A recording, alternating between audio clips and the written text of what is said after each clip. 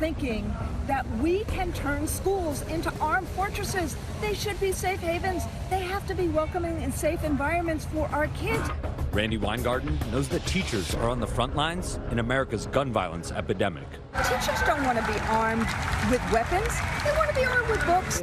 As the president of the 1.7 million member American Federation of Teachers, she was in Washington, D.C. over the weekend, marching with her colleagues. When should we end gun violence? Now! Basically, demanding that something be done to end the rampant gun violence ravaging the country.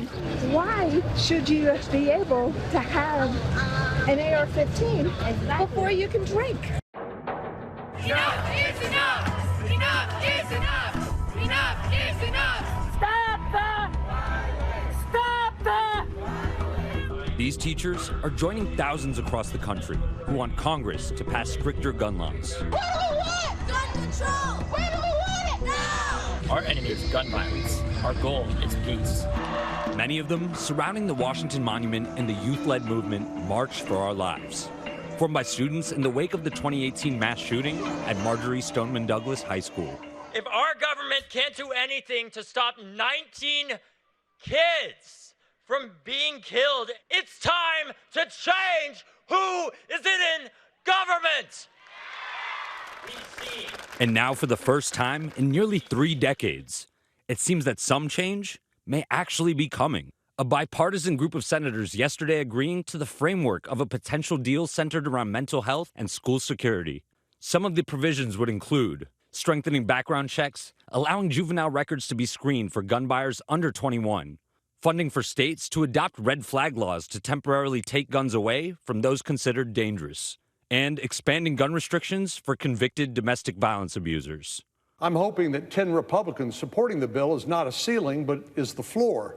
This bill will not end the epidemic of gun violence overnight, but it is substantial. It is significant. It will save lives. While President Biden has signaled support for the proposed plan, it still falls short on what he was calling for. No ban on assault weapons, and the age to purchase will remain at 18. It makes me want to cry like tears of happiness. This is just a first step. It's not the last. In the meantime, states are taking their own steps towards solutions. Ohio Governor Mike DeWine today signing a bill allowing teachers to have guns in school after 24 hours of training, despite opposition from a police group and education employee unions. Do you need a gun in your classroom? Absolutely not. That is quite possibly the most absurd recommendation that anyone can make for a classroom teacher. Sarah Lerner is an English teacher at Marjorie Stoneman Douglas and a survivor of the 2018 shooting. If I had a gun on campus that day, and if the shooter had entered my room, by the time I would have accessed my weapon, I would have been shot and killed. A handgun is no match for an AR-15. And what happens if a student gets a hold of my gun? What happens if I have it and I shoot the wrong person? Some school districts are engaging professional safety training companies. Teachers in schools train for fires every single month. We need to be prepared for a person that could be a threat on the campus as well. Steve Smith is the co-founder of Guardian Defense, an emergency preparedness consulting firm formed after the tragedy in Sandy Hook. Smith is a South Florida police officer and was actually a first responder to the 2018 school shooting in Parkland. I did absolutely nothing to save a life, because by the time I got there, this situation was already over. This took 6.5 minutes for 17 people to be killed and 17 to be injured. So the people that are going to be affected and targeted are the ones that need to know how to respond to it. And that's these teachers. They are the first responders, not us, they are. If we're in a classroom, this is where we always start the basics. Now, a decade since Sandy Hook, and over an estimated 250 trainings in schools, offices, and houses of worship. And no matter which way we get out, we can make our way to a rally point and feel safe and secure there.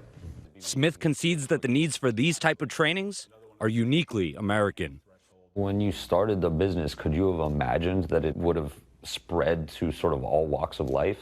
No, it's still unimaginable that we actually have to do this sort of training.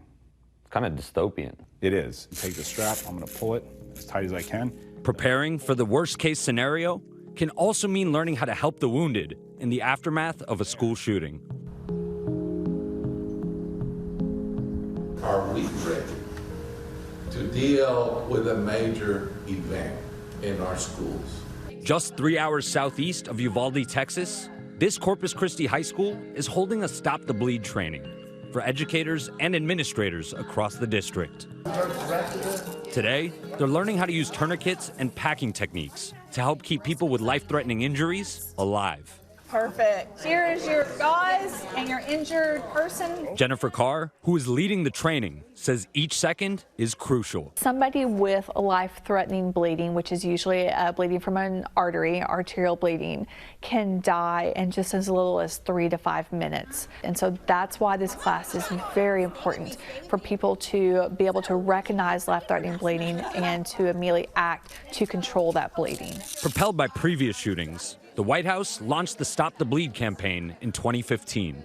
Since then, programming developed in partnership with the American College of Surgeons has trained nearly 2 million people nationwide. The training today was wonderful just because there's a lot of information that you wouldn't know unless you were a nurse or a doctor or you've had that type of specific training. One of the trainees, Marcy Davis, the principal at a nearby elementary school. It really is my biggest fear. I tell all my students every day, I have 2 jobs. I have to make sure you're learning, have to make sure you're safe, and that safety piece has just grown exponentially over the years. She says lockdown drills used to happen once a semester. Now, she's considering holding them once a month, and she's added additional security officers at the school. I have these great safety kits, so we use those for lockdown drills or in case of chemical emergency, but now I'm going to restock with a couple of extra things from the Stop the Bleed training, so I need to price those things. We need to figure out how to get those things for our students. So Texas even requires the training. HB 496 went into effect in 2020, which mandates schools in the state have easily accessible bleeding control stations, provide bleed training,